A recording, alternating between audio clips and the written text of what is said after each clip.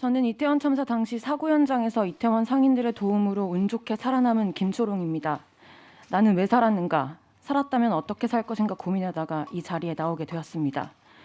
2017년부터 매년 할로윈을 즐기기 위해 이태원을 찾았습니다. 참사 당일 이태원은 사람이 많았지만 이전보다 특별히 많지 않았습니다. 할로윈의 이태원은 늘 그렇게 사람이 많은 곳이었습니다. 저녁 9시 30분 세계문화음식 거리에 도착했고 사고 현장 근처로 향했습니다. 그곳은 이태원에 왔으면 한 번쯤은 가보자 하는 유명한 식당과 술집들이 많이 모여있는 곳이기 때문입니다. 저녁 10시 사고 현장 근처 와이키키 술집 앞에 도착했고 압박이 점점 심해져 발이 동동 뜰 정도였습니다. 하지만 늘 그렇듯이 조금 버티고 기다리다 보면 풀리겠지 하는 생각이었습니다. 같이 갔던 친구를 잃어버렸고 주변에 키 큰 성인 남성들로만 둘러싸여서 시야 확보도 전혀 되지 않았기 때문에 무슨 상황인지 펼쳐지는지 알 수 없었습니다. 그때 와이키키 술집에서 1층 문을 열어주시며 그 공간으로 들어가 대피한 덕분에 살 수 있었습니다. 뒤로 하는 외침이 있었고 한 번 큰 흐름이 바뀌면서 반대 방향으로 갈 수 있었습니다. 제가 있던 가게 옆 가게에서 잃어버렸던 친구가 대피하고 있길래 함께 그 술집에 머무르게 되었습니다. 바로 옆에서 사고가 발생했지만 보지 못했고 제대로 전달되지 않은 상황이었기에 아무것도 모르고 있었습니다. 그저 대피하던 술집에서 그냥 기다리지 말고 놀아보자 하고 놀기 시작했습니다. 그때 시각이 오후 10시 40분부터 11시 20분이었습니다. 그때 혼자서 목이 터져라 외치는 경찰관이 앞에 사람이 깔려 죽었어요. 제발 통제에 협조해 주세요 외치는 것을 보았고 이내 곧 1초에 4-5명씩 들 것으로 실려나온 사람들을 보게 되었습니다.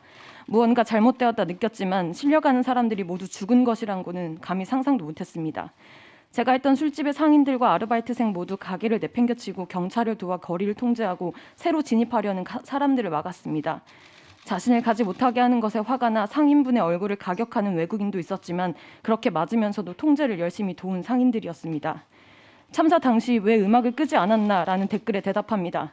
가게를 버려두고 모두 거리에 나가 돕고 있었기 때문에 음악을 끌 사람이 없었고 12시가 넘어서야 잠깐 들어오셔서 음악을 껐습니다.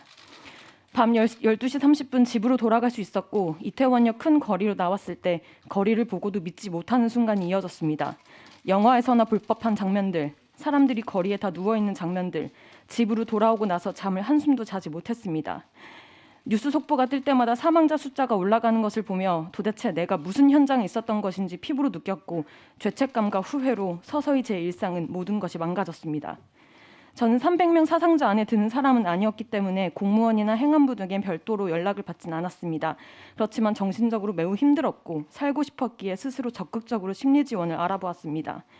전화상담을 시작한 국가트라우마센터와 민간단체인 심리학회 전화상담을 처음으로 시작했지만 국가트라우마센터보다 심리학회의 전화상담으로 많은 치료가 되었습니다.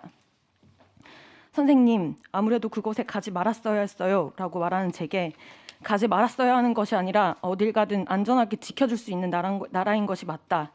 놀다가 참사를 당한 것이 아니라 일상을 살다가 참사를 당한 것이다라는 가슴 울리는 치료를 시작하게 되었습니다.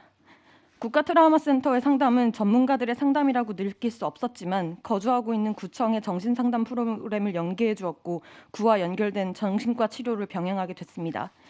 치료를 하면서 느낀 바로는 우리나라의 복지 시스템이 잘 되어 있다고 느꼈지만 참사 같은 재난이 발생할 경우에 이런 사건을 담당하는 트라우마 센터 내의 전문가 배치가 아쉬웠습니다.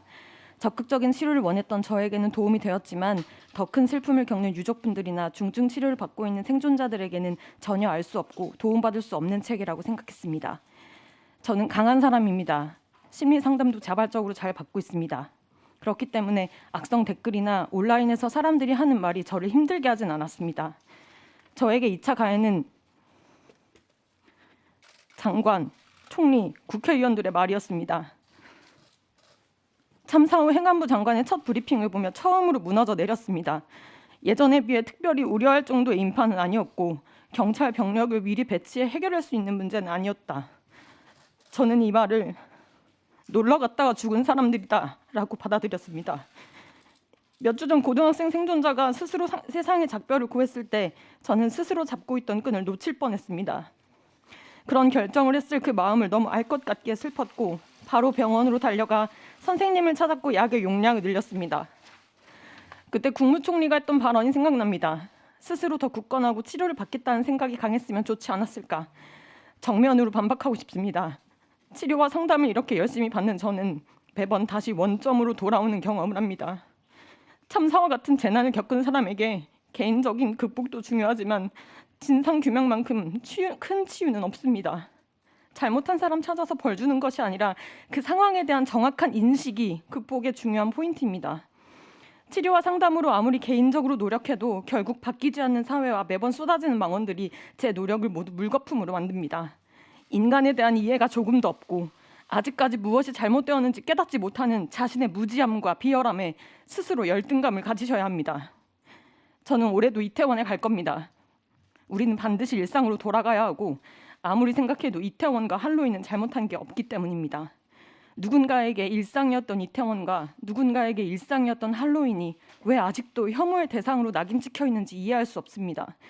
그렇게 사람 많은 곳은 가는 것이 아니야 라고 알리는 것이 아니라 본질적으로 무엇이 잘못되었는지, 왜 사람들은 혐오 문화를 생성해내는지를 다 같이 고민하고 생각해야 할 때입니다. 우리가 사는 이 나라는 그렇게 후지지 않았습니다. 재난 컨트롤 타워가 없는 것도 아니며 시스템이 붕괴되지 않았습니다. 우리는 좋은 시스템을 갖추고 있고 참사 현장에서 본 모두는 삼류가 아닌 인류였습니다.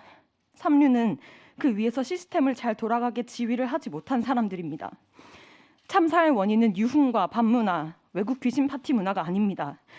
참사의 유일한 원인은 군중 밀집 관리의 실패입니다. 네.